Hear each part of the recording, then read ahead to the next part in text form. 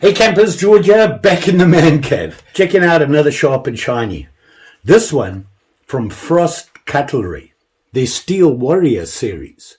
It's a little unusual, so I got it. Let's check it out. So this is the Choctaw, the SW-105CBH Steel Warrior. Yep, from Frost Cutlery. You can see it in the box here. Pretty cool little box. Model number there. I don't know if you can see that. Let's see if we can get that for you. There it is there. And I believe the model number is, the SW stands for Steel Warrior. 105 is the model number. And then it says CBH, which I think stands for the Choctaw Buffalo Horn Handle. I think that's what it stands for. And let me get it out for you so you can have a look at it together. Comes nicely packaged. I do like the way these guys are starting to package their stuff. They have it in a little plastic bag and then in this paper wrapper. The cool thing about the paper wrapper is the pictures on it. Shows a Steel Warrior. And if you have a look, see at that. Looks like one of those samurai guys. Here's the knife here. See that? A little different. Now I'm looking at it here, and I should hold it that way for you, so you can have a look at the badge right there, the insert right there, and it says Steel Warrior. Pretty cool. And on the other side, they put a sticker on you, and what the sticker says, tested 56 to 58 Rockwell hardness. And they say it's stainless steel. They don't actually say what the stainless steel is, but I believe it's 440. Which one, A, B, or C, I'm not sure. It was unusual. I looked at it and I thought, I got to have a look at this. Now that I've opened it, I look at it. Look how thin that is. It's a pretty deep knife, but it's thin. Now, when you take the blade out, see how thin the handle is? Now it doesn't seem so unusual. It actually feels pretty good. I was concerned because when I looked at it, the picture like this, thought that's awfully big to have such a thin, it's going to be uncomfortable.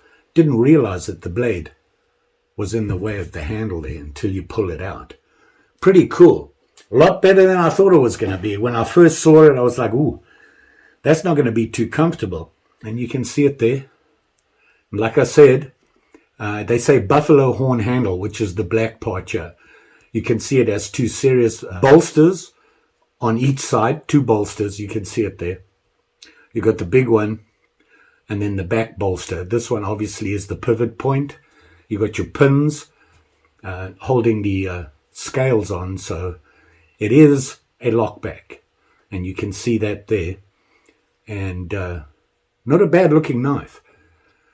Kind of felt some sharp edges on it, and I'll show you that, and there's a couple of other things I wanted to show you, but we'll get to that.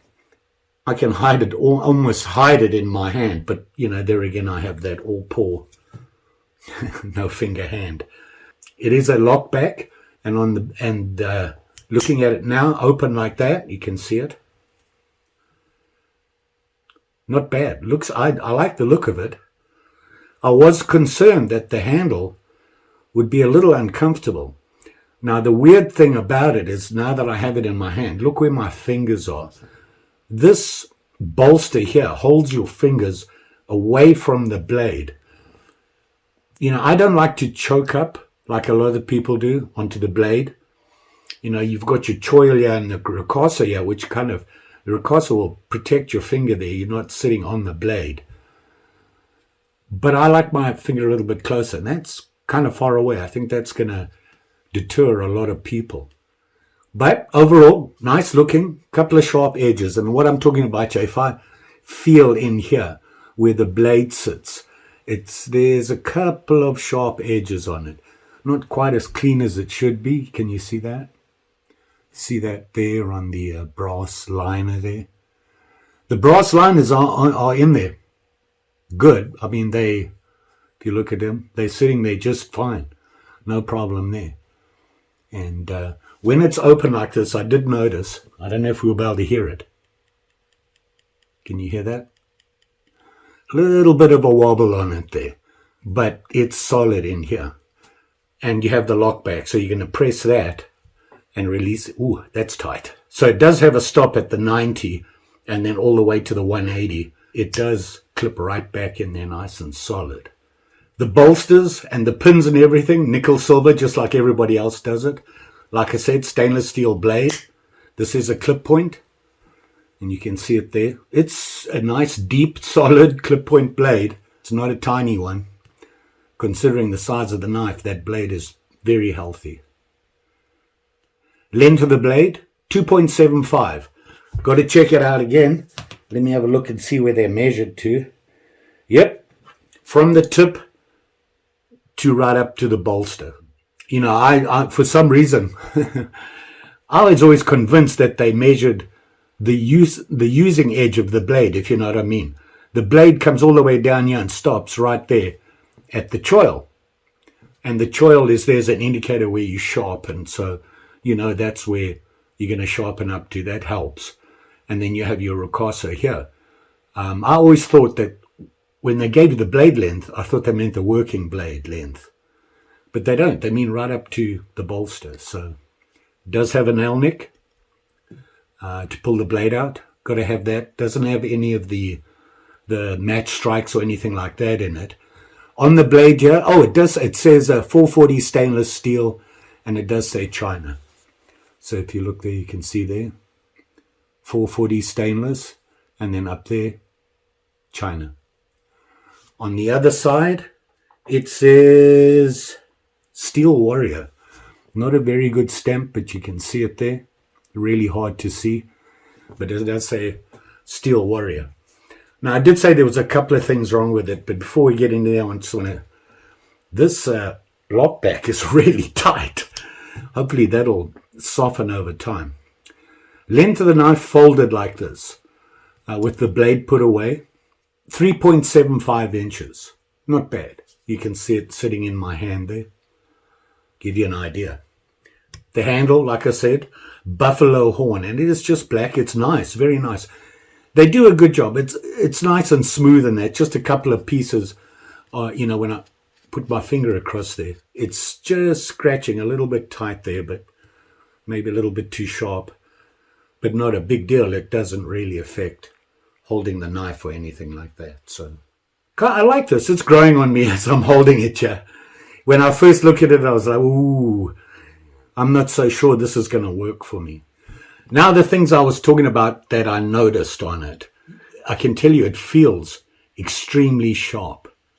You know, I can feel it there, and the grind of the edge of the blade is pretty consistent. You can see there, both sides, which is nice. The problem is it's a clip point, and it's a pretty long clip point. It's not short. It goes all the way.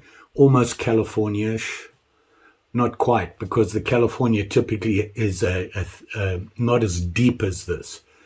The issue I have is it does say clip point, which is kind of important.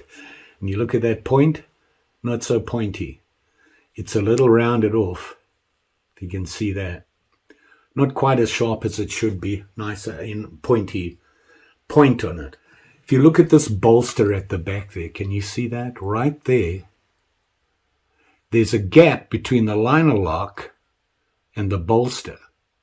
Not so sure about that.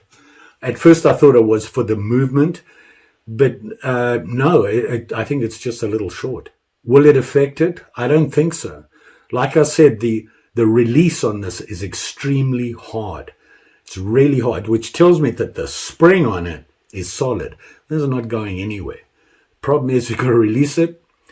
Yeah, you've got to put some pressure on your thumb there to release it.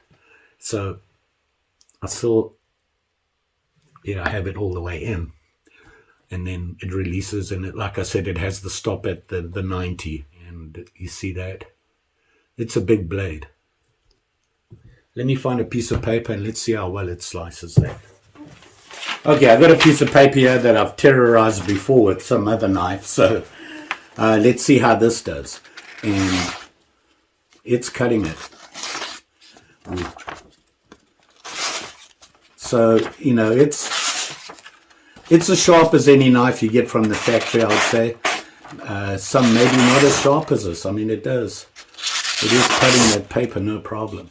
So it does come short. The only problem is that tip. And I'm wondering if I should just pull out my workshop system and see if I can get that tip back quickly. Let's give it a try. And I think what I'm going to do is I'm just going to use my fine, got the fine on there, and give it a couple of swipes and see if we can bring that tip back. Hopefully that'll work.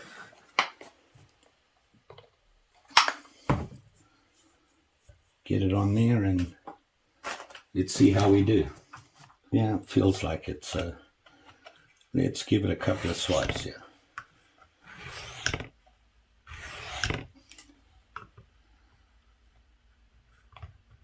Just want to see if I can bring that tip back.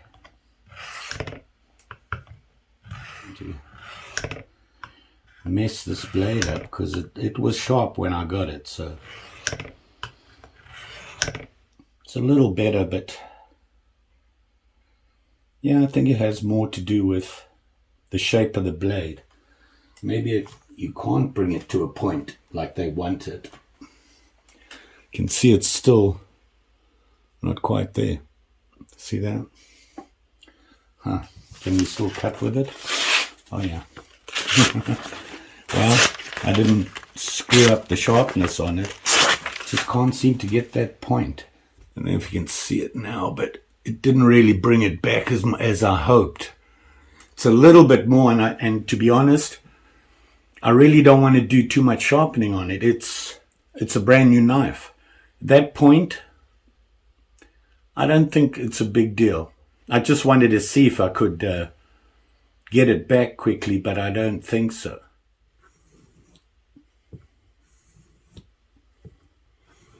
I'm horrible at this. Shouldn't have started it in the beginning, right? Oh, it still feels good, so for a change I didn't mess it up, he says. So, pull that off and do that again. So, it's not perfect, but I'm not comfortable trying to get it to that point, which is kind of a pity. But I will say this.